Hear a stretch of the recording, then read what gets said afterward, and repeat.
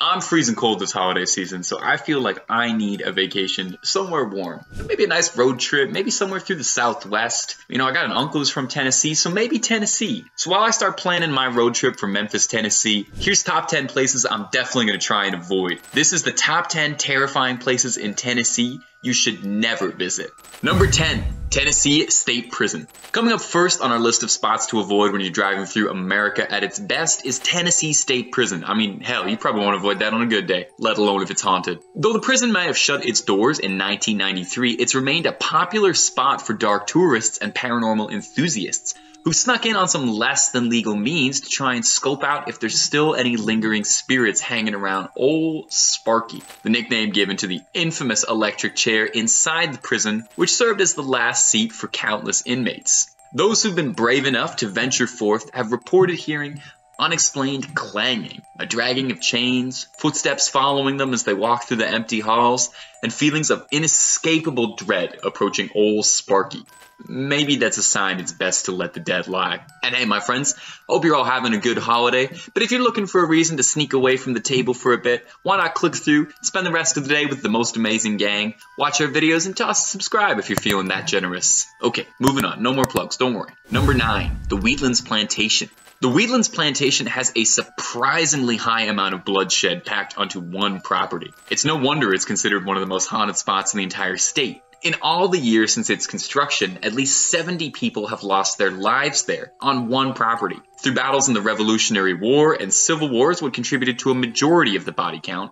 Although in one famous case, after the estate was willed to the grandson of the owner, the grandson's jealous father tried to take it by force. A brawl ensued and the father was slain by a fire poker. Although the blood has been washed from the floor countless times, visitors say that it keeps reappearing without fail. If you're curious, the Wheatlands Plantation offers guided ghost tours for those looking to set out on a little spectral sightseeing. You wanna go too, Evie? You wanna go on a little spectral sightseeing ghost tour? See a ghost? Number 8, the Christopher Taylor House. The Christopher Taylor House is probably the oldest house in the entire state. It was first built all the way back in 1777. It was a fresh new cabin for a fledgling developing country. With a house that old, you're bound to have accumulated some spirits over the years, no doubt. Well, maybe the original owners liked the place so much they just never wanted to leave, as visitors to the Taylor House have claimed that they see people with a knack for historical cosplay wandering around the property in 17th century attire. Now, this could be people, you know, late to a historical fair maybe, or it could still be the ghosts of the original owners. There's even rumors that the ghost of Andrew Jackson, America's 7th president and famous bad boy, still haunts the spot. One paranormal investigator claims that they talked to Andrew Jackson's ghost, who told them about a duel he had in 1778. God, he's still going on about that one, eh? Move on, man. It's been like 200 years.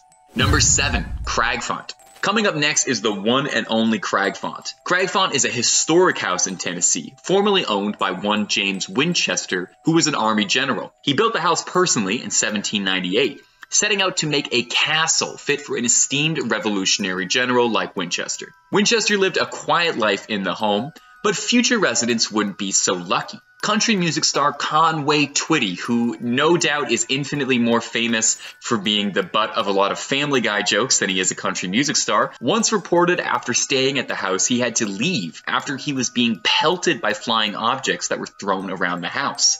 The Cragfont House offers ghost tours, where guests have reported seeing strange things in the upstairs nursery, claiming that when walking by, you can see candle lights being lit from inside, and sometimes the figures of people in 17th century attire, watching and waiting.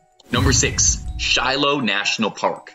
Any place where a massive amount of death and suffering is occurred is bound to be a supernatural spot for haunted activity. Well, in 1862, during the Battle of Shiloh, which is part of the Civil War, there were over 23,000 casualties, which at the time was more bloodshed than occurred in any American war up to that point, and all of this was in one single battle at one single national park. So is it any surprise then that park goers claim that sometimes they can see the ponds of the park running red with blood? Or how many stories there are of people coming across the lost ghosts of Civil War soldiers wandering through reliving their final agonizing moments. Nothing more embarrassing, I imagine, than setting down the blanket for the family picnic only to have somebody lumbering over bleeding, asking if you have any gauze you can put on his bayonet wound.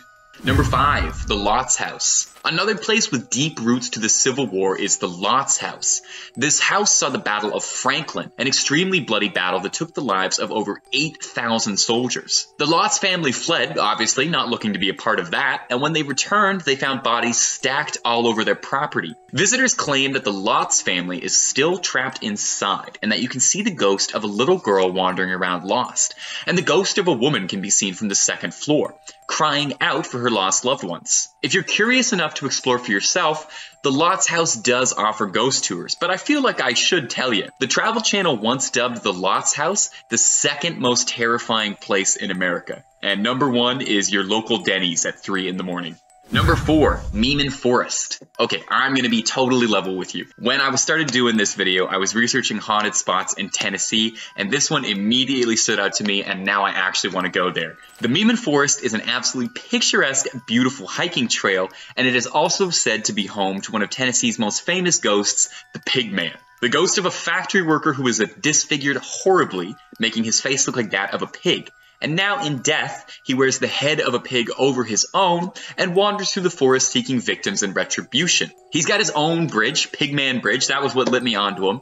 And if you're looking for him directly, legend says that if you're looking for an audience, you park your car in the middle of the bridge, flash your headlights 3 times in a row, and call out into the night, "Pigman!" and he'll make himself known to you. Whether or not you want his attention is another story entirely, or whether or not he'll be taking home you as the bacon. Bringing home the bacon. I was trying to do a pun there. You guys can cut that if that didn't work. Didn't make sense to me saying it either. Number 3, the Scott County Jail. The Scott County Jail was built in 1904, and almost a perfect 100 years later, closed its gates in 2008. Although it was a fair bit smaller than the average jail, only ever housing up to 50 inmates at a time during its operational period, it was still a jail. Susceptible to all the same pitfalls of any other jail, filled with people at their worst, powerful dark energy just swirling through the air. But this prison would get a second chance after serving out its sentence, and would reopen as a paranormal and true crime museum. The new owners claim that the spot is a hot spot for paranormal activity, and photos they've taken from inside the jail from fledgling ghost hunters show shadowy figures manifesting behind people on the tours. Eerie stuff. Now, is it all just stuff to drum up business for their tours, or could there really be something lingering in the Scott County Jail? You'll have to go yourself to find out.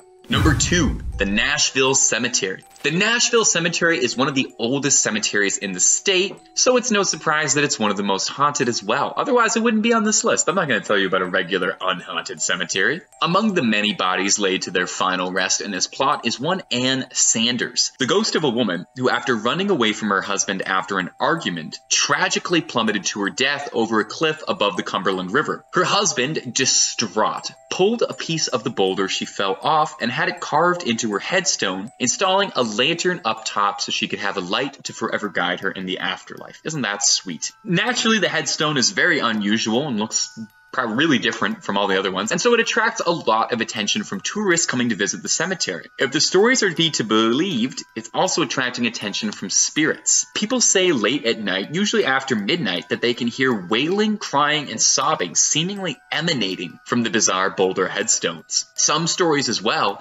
say that they see a man in old attire who comes by at night to keep the lantern lit.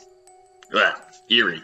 And finally, number 1, the Bell Witch Cave. Easily the most famous haunted spot in Tennessee, and maybe one of the most haunted spots in the entire country. The Bell Witch is a very famous urban legend dating back to the 19th century, where a farming family, the Bells, were relentlessly haunted and pursued by an evil entity of an old crone known now as the Bell Witch. There would be horrible creatures lurking around the farm, like these weird bunny dog chimeras. There was a constant laughing that sounded like it was coming from the walls.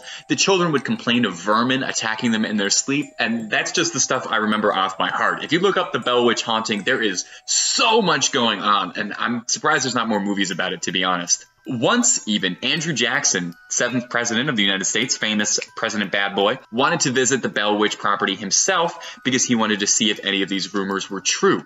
But when he arrived, his horses outright refused to even approach the property. They froze up by the carriage. If that doesn't tell you the place is haunted, what will? Now, this spot in particular is the cave just a little bit outside the property. The whole place is haunted, but the cave is thought to be where the Bell Witch either made her home or where she fled to after she was finished with John Bell and his family. One legend says that when the Bell children went to explore the cave, one of them was pulled out by their feet by an invisible entity that had warned them not to go exploring inside of it. Now today, you can purchase a ticket to explore the Bell Witch Cave with a tour guide, but really, I'd say you should be careful about it. You should be careful about any cave you're going into, but you should be triply careful about one that famously possibly had a witch. Well, that's all for this video, my most amazing gang. Thanks so much for bearing with me. It was nice having you in my house. I hope you enjoyed that aspect of it. I hope you guys are having a delightful holiday. Hope you have an amazing New Year. And thank you so much for watching.